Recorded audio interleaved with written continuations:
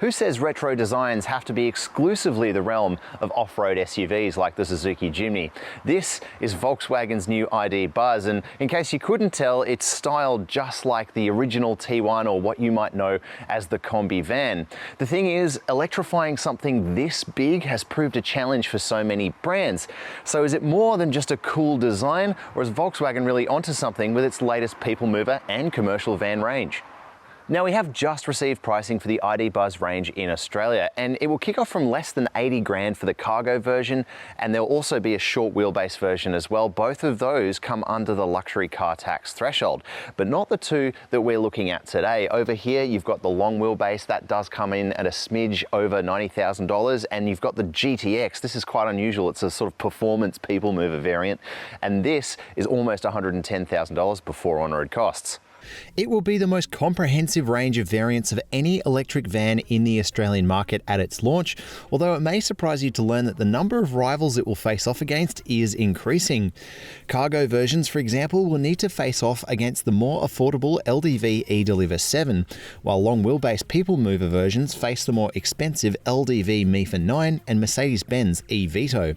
In the future, we can expect to see new entrants to this people mover space from Zeekr, XPeng and more, but it seems for now the ID.Buzz is hitting a bit of a sweet spot for both brand recognition and decent prices for what's on offer. Standard spec includes things like a 12.9-inch multimedia touchscreen with new software as well as Apple CarPlay and Android Auto connectivity, a leather steering wheel with a 10-inch digital dash cluster, LED headlights, wheel sizes which range from 18 inches up, with the cargo version getting steel wheels rather than alloys, and there will also be an array of seating options from a bench seat in the cargo version to sporty two-tone ones in the GTX. For more detailed spec on Australian launch cars, tune back in before the end of 2024 for the local launch of the ID.Buzz. Don't be fooled by its approachable face. There's a lot more to the design of this van than just nostalgia. In fact, the ID.Buzz has a very low drag coefficient while maintaining a shape which maximizes its interior space. This is because it's more than just a look. With the original T1 having its engine in the rear, it was able to have extremely short overhangs, something which is able to be reintroduced for this electric rendition. Relating it to the rest of VW's dedicated battery electric ID range is its matrix-style LED headlights rather than a set of retro round ones we're seeing a lot more of.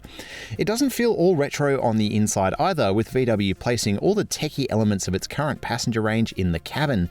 You'll score an array of screens, touch interfaces, as well as a modern seat and wheel, and in upgrading its eco credentials, VW says a decent portion of things like the roof lining, seat covers, and some velour surfaces are made of recycled PET bottles. Now, of course, you couldn't have that nostalgic exterior without having a wild design on the inside, and Volkswagen has really delivered when it comes to the ID.Buzz in here.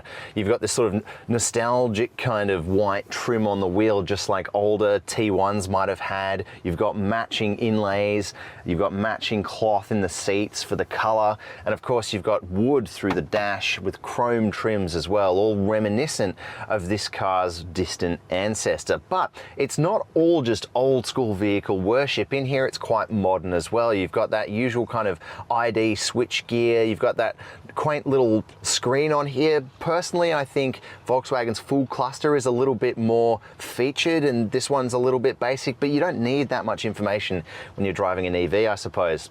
Then there's your giant touchscreen here. Unfortunately, this one doesn't score the funky new dials that we see in new generation Skoda products that just sort of make volume and temperature adjustments a little bit easier, but the software has been upgraded as well, so it's much easier to use, it's faster, it's got more shortcuts as well, so you don't have to look so much when you're trying to concentrate on the road, which is nice. Of course, for practicality, there's plenty going on in here. This car really makes the use of all of the space that this platform allows. You've got two-tier sort of storage bays in the doors. If I reach down here, this actually comes with the car as well, like a lot of Volkswagen commercial vehicles, but you've got more cup holders in this center console. You've got flip out ones in this dash here. So it's not just a nice blank plastic space, which is good. And you've also got controls for the doors in the console here too, so you can open them from the inside quite easily, and you don't have to just open all of them or one of them. You can do all three, both or each side. And then you've got something which I actually think is quite clever, a wireless charging bay here that has a little rubber pillow to stop your phone from moving around, so it actually just stays in there, which is a nice touch. And there's 2 USB-C ports there as well. Nice cutout on the dash on this side. As usual, you've got the traditional kind of glove box there. And here's a good party trick. Not only do you get armrests on both sides of the seats, but you can actually remove this entire console piece if you don't want it, which, oh God, how does it go back? There we go. I think that's pretty cool. Plenty of room for me as an adult. Electrochromatic sunroof in this one. Let's go have a look in the back seat. Have you seen a better back seat than this? I could probably fit a whole other person in front of me, and that's behind my own sort of driving position there. Really incredible stuff. The fun trims all continue in here, of course. And for storage, you really don't want either. So first of all, you've got a fun little phone pocket on the back of the front seat there. You can obviously reach the cup holder in that center console. There's pockets on the backs there. Bottle holders, of course, in the doors. A second tier there. You've got heated outboard rear seats in this one. You've got your own climate zone. You've got your own adjustable air vent too. And of course, you have a tray with a little bottle holder in it as well, so you can sort of eat on the go maybe. I don't know, probably you'll have food go everywhere, but it's a nice touch to have. Maybe if you're stationary and you just want to eat something by the side of the road, you can do that. You've got electrically opening doors as well. Nice touch. And an electrically opening little side window here, which is quite nice, just like an old Kombi.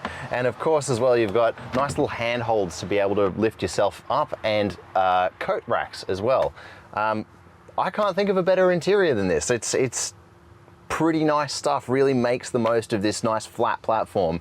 Easy to fit 3 people in here.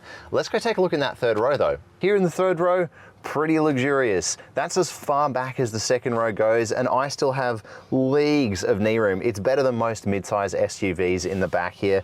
I've got plenty of room for my feet, obviously, because there's no transmission tunnel, so plenty of space to sort of spread out a little bit. The seats are also just as lovely as they are in the second and first row too. In terms of storage, you've got a weird little sort of nook down there that's good for a bottle. A second one up the top here. You've got a USB-C outlet in this tray here. A little bit of storage there too. Nice soft trims in the sides here as well, so you haven't been sort of left out when it comes to those extra little bits to put your elbows on and whatnot. No climate zone back here in this one, but there are adjustable air vents, and no full-size power outlet that we've seen in this car anyway. In terms of just being back here, as you can see, lots of headroom too, so I'm pretty impressed with it. It's also important to note that both the third and the second row folds completely flat, so I could definitely see this being an ideal camper. You could put a mattress back here easily. Awesome stuff. In terms of luggage capacity, there's a massive 11 and 21 litres with the 5 seats deployed in the long wheelbase, or nearly double that with the second row folded down. Those looking forward to a trade version should know the maximum payload capacity of the cargo version is 650 kilos, and it can take 2 Euro-sized pallets in its 3.9 cubic metre storage area. Now, one advantage of us having to wait so long for the ID.Buzz to arrive in Australia is that we'll get an updated version with a better electric motor on that rear axle. Long wheelbase versions and short wheelbase versions get 210 kilowatts and 560 newton meters, while the Wild GTX ups that to 250 kilowatts. I know it doesn't seem like heaps more, but combined the motors will produce something like mid 600 newton meters as well. They just don't quite combine, so there's no official figure for that.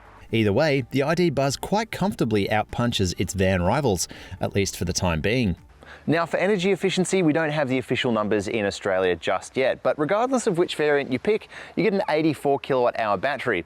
Because we don't have the efficiency, we don't have the official range, but overseas you can expect sort of the mid 400s for all variants. That should be sufficient range for most buyers, although with the state of the charging network in Australia currently, it will still mean you'll have to properly plan for those longer journeys, which it seems like this van lends itself to.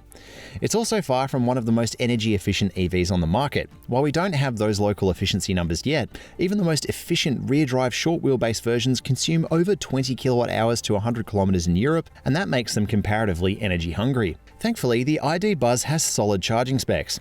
11 kilowatts on AC means a slow charging time in around 6 hours, while 170 kilowatts on DC means a fast charging time in around half an hour. When it comes to driving, well, there's nothing retro about the ID.Buzz. This is about as modern as it gets. It's very much an EV with silky silence when it comes to the drivetrain. And also it's got really nice, sharp steering for such a big, unwieldy object. You do sit very high off the floor, so you get this commanding view of the road. It's fantastic for visibility, for example, but it does feel a little disconcerting when it does come to cornering because you're so far off the ground and you do have to fight so much gravity. That having been said, for what this car is, it handles pretty damn well. Now, I've driven this one, which is the long wheelbase, and I've also driven the GTX, which has that upgraded powertrain, and you really can feel the difference with the GTX. It's actually not that much more powerful in a straight line. It doesn't have that kind of paste you into the back of the seat acceleration that you might get from something like a Tesla Model Y. But what it is very good at is handling. The thing turns into corners so nicely, it's got such a responsive steering tune, and it has really aggressive rubber on its tires as well, so you might be surprised how agile a big bus like this can be. Here in the standard long wheelbase one, it feels fast enough. It doesn't have an overwhelming amount of torque, so you're not spinning the wheels everywhere. And I've got to say, for a van, the ride is pretty comfortable as well. And keep in mind, you've got a huge amount of batteries under the floor as well. So the fact that it handles all of it well while not feeling too much like a van, that's pretty impressive stuff. Now, that's not to say it's perfect though. There is the odd crashy moment when the suspension sort of loses its balance over corrugations mostly. It sort of deals with bumps pretty fine, but corrugations can leave it feeling a little unbalanced, but never too topsy-turvy and never out of control. As I said, for a van, pretty damn good, and the batteries under the floor really do help it in the corners not feel too much like it's just gonna tip over. In fact, I can't think of a van that is better to drive than this one. Maybe the Kia Carnival gets pretty close. That's pretty pinned down, feels a lot like an SUV to drive. But this thing is just next level with its electric drivetrain and its super responsive steering, which is very typical of Volkswagen Group. So really, really impressed. The other element which we don't like so much is maybe the way you have to interact with this car while you're trying to drive, because it does have basically touch control everything. You've got touch panels even on the steering wheel, which we didn't like in the previous Tiguan, and it's still a little bit fiddly here, which is a bit of a shame. And the same goes for the software. Yes, the upgraded software is faster, easier to use. It has some nice shortcuts as well, but it is missing those nice physical dials that have been reintroduced for new generation Skoda products that aren't present here in the ID.Buzz. That's a bit of a shame. You do have to deal with the touch sliders, which were on the previous ID.4. We didn't like those. They're just a little fiddly to control, and you do, if you want to control some of the more, the deeper functions of the climate system, you do have to use a touch screen based menu, and that's a bit of a shame. The only thing I will say about that ride quality is it does have a sort of stiltedness, just because it feels like you're so close to that front axle, and that's a very common feel for driving a van, but that's really the only thing that tarnishes it. It does really feel like a passenger car to drive. Safety systems, there's quite a comprehensive list, but I'm pleased to report that it's also nicely calibrated, because it's one thing to have those safety systems, but if they're frustrating to use, they can sometimes be worthless because you'll just turn them off. But here in the Buzz, things work in the background really nicely. Items like lane keep assist are just a gentle tug on the steering wheel, and only when it really needs to intervene. And things like traffic sign recognition I had issues with in the Tiguan, but here in the Buzz, it seems a little bit more laid back, like it's not constantly beeping at me, and I quite like that about it. So yes, safety systems, they're good, they work in the background, they don't interfere with the driving experience. Check back at the local launch of the ID.Buzz to see its final array of safety equipment in the Australian market, and whether this van will carry its maximum 5-star Euro NCAP rating scored in 2022 across to the local rating system. Ownership-wise, expect the usual 5 years of warranty, except of course for the high voltage battery, which will be covered for a longer period. Expect that to be 8 years or 160,000 kilometers, whichever comes first. For extra ownership things like service intervals and the associated costs, you'll have to check back closer to the ID.Buzz's local launch before the end of 2024. It's slick, it's pragmatic, and we now know it's actually pretty well priced for what it is. And it's not afraid to be a little bit goofy. Personally, I think that's a great combo. And I can't think of a van, electric or otherwise, which is as good to drive as this one. If you're hanging out for the ID.Buzz, you're not going to be disappointed. As always, make sure to check out the full written review over at carsguide.com.au, where you can read more about the ID.Buzz as we get closer to its local arrival. And we'll also have plenty of Volkswagen news over there as well.